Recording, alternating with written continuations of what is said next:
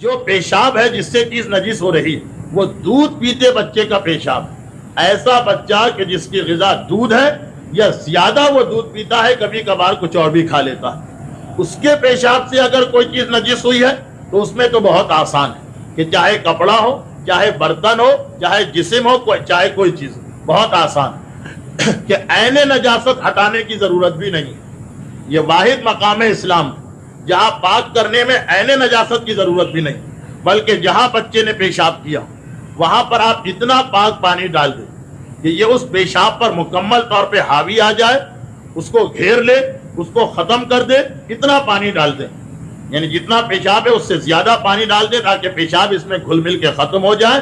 یہ چیز پاک ہو جائے گی اور اس میں کپڑے کو نچوڑنے کی ضرورت بھی نہیں. تو دودھ پیتے بچے کے پیشاب میں دو ایسے اصول ہیں جو پورے اصولوں کے خلاف. پہلا یہ کہ کپڑے کو نچوڑنا نہیں ہے, دوسرا یہ کہ عین نجاست کو نہیں ہٹانا. صرف پانی ڈال دیا اتنا کہ وہ پیشاب پر حاوی آ گیا, پیشاب کو اس نے دبا لیا, بس یہ چیز پاک ہو جائے گی. چاہے دودھ پیتے بچے نے برتن کو نجس کیا اپنے پیشاب سے, یا آپ کے جسم کو نجس کیا, یا کپڑے کو نجس کیا, یا زمین کو نجس کیا,